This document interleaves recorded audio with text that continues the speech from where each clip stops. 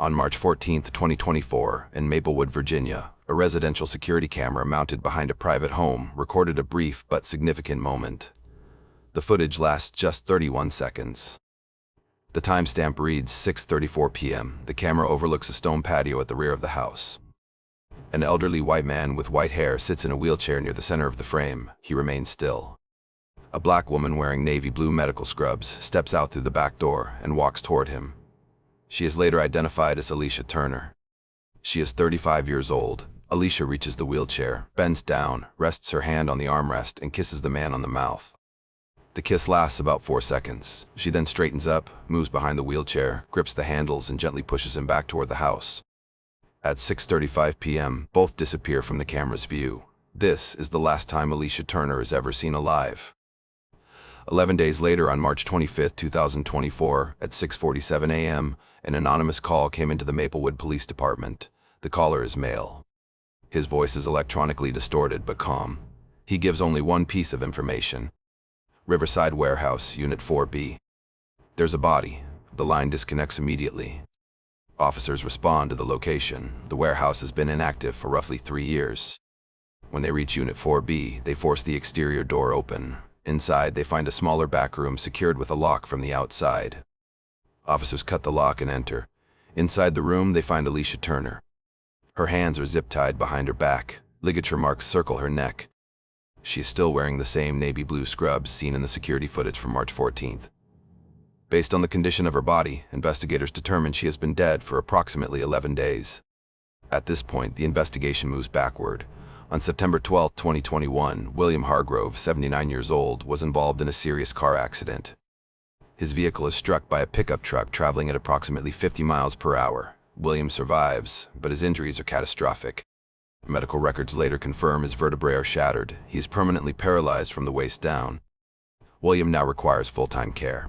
His immediate family consists of his son, Bradley Hargrove, age 54, his daughter, Christine Hargrove, age 51, and his grandson, Tyler Hargrove, age 29.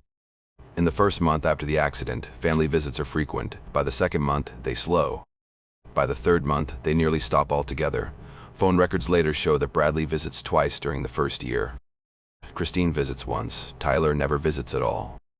William spends his 80th birthday alone. In November 2021, William wrote in his journal that his family disappeared once he became dependent.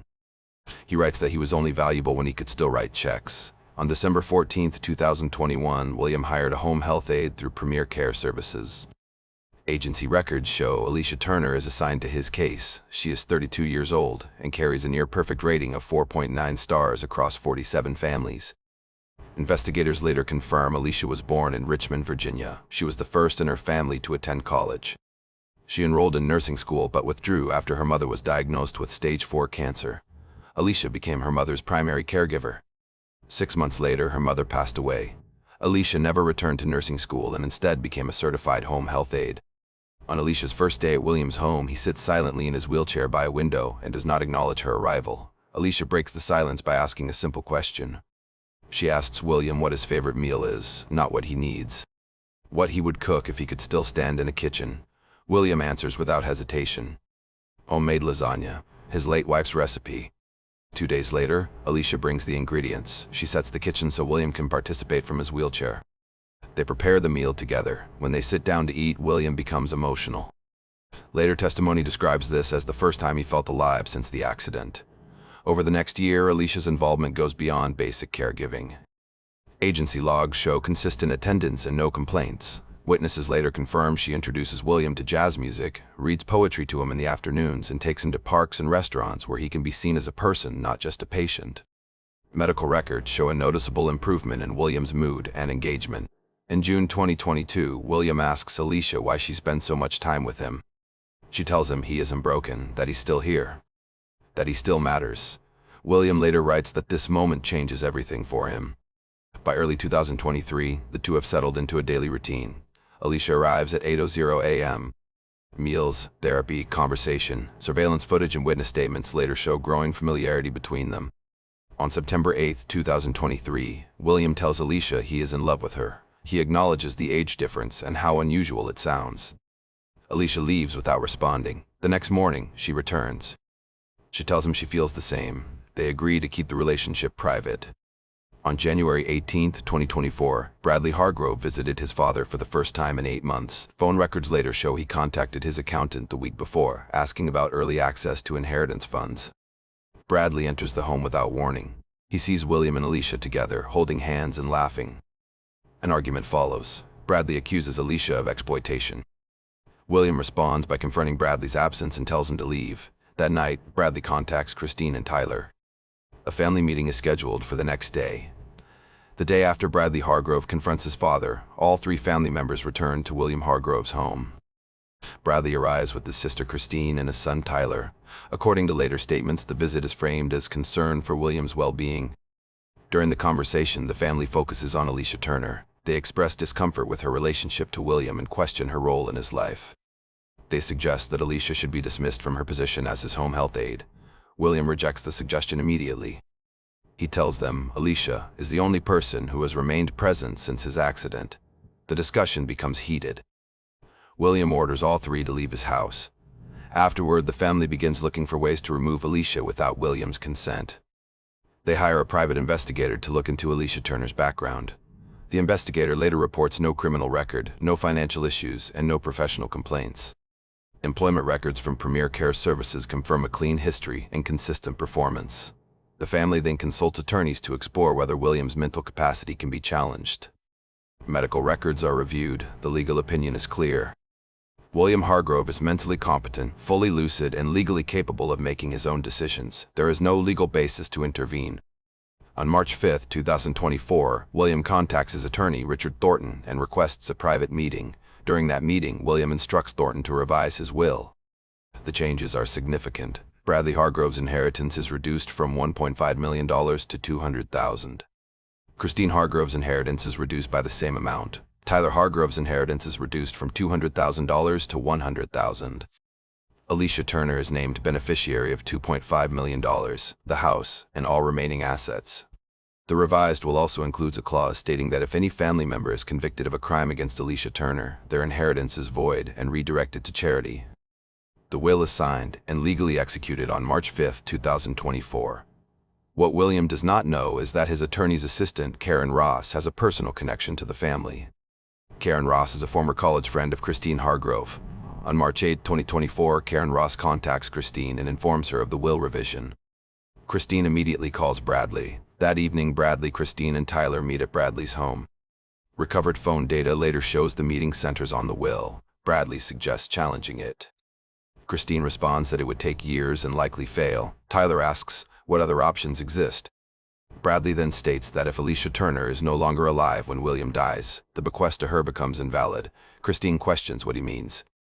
Bradley clarifies that removing Alicia restores the inheritance. The following day, March 9th, Bradley sends a group message stating Alicia cannot be allowed to take what belongs to them. Christine asks what he is proposing. Bradley responds that Tyler has military connections. Tyler replies that he knows someone but acknowledges the seriousness of what is being discussed. On March 10, 2024, Tyler contacted Vincent Cross. Vincent is a former Marine with a dishonorable discharge and a history of violent offenses. Vincent brings in Rayon Silva. Both men have worked together before. The price is set at $50,000. Half up front, half after. Bank records later show Bradley withdrew $25,000 on March 11th and another $25,000 on March 13th. Over the next 3 days, Vincent and Rayon surveil William's home. They observe Alicia's schedule, her vehicle, and her routines. On March 14, 2024, Alicia arrived at William's house at 8:00 a.m. It is her last scheduled workday before a week off. William has already purchased an engagement ring. Alicia does not know. The day proceeds normally. Breakfast, therapy, conversation. At 6:30 p.m., they move to the patio. At 6:34 p.m., the security camera records the kiss. At 6:35 p.m., they disappear inside. At 6:47 p.m., Alicia leaves the house and drives away. Vincent and Rayon are already waiting. 6:58 p.m., Alicia pulls into a grocery store parking lot. She parks near the back. Fewer people. Less activity. She exits her car and opens the trunk. A white van pulls in behind her. 2 men step out. One grabs her from behind. Alicia struggles. Rayon restrains her. Zip ties are applied. She is forced into the van. The entire abduction takes less than 30 seconds. A store employee hears something unusual but does not call the police. Alicia's car remains in the lot. The trunk is open. Her purse and belongings are scattered nearby.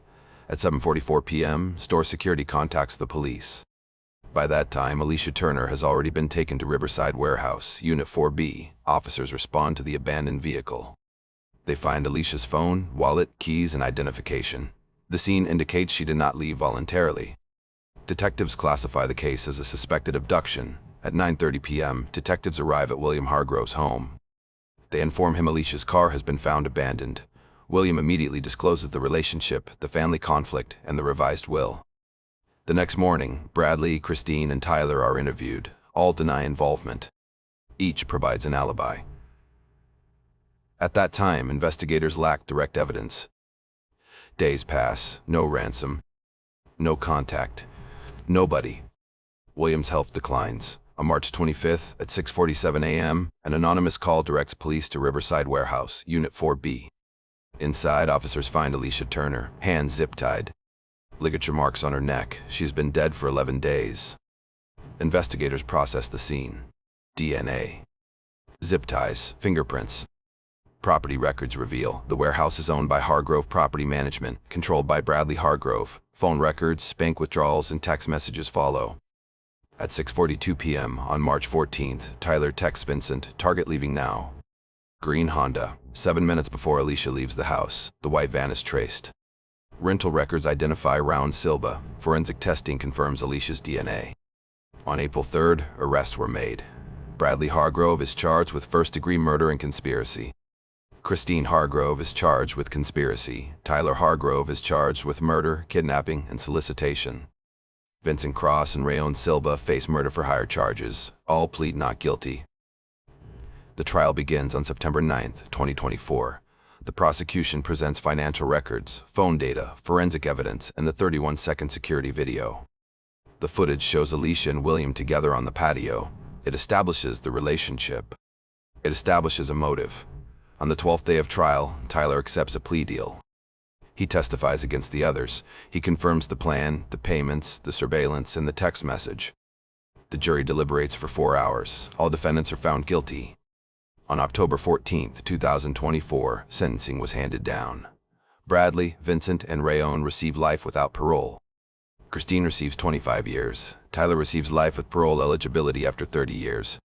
Because Alicia predeceased William, her inheritance is void. But because the family members were convicted of crimes against her, their inheritance is also void. The entire estate is donated to charity. Later that same day, William Hargrove dies of heart failure. The case is closed. What begins as a quiet moment on a patio ends with 5 people in prison, 2 lives lost, and an inheritance that no one receives.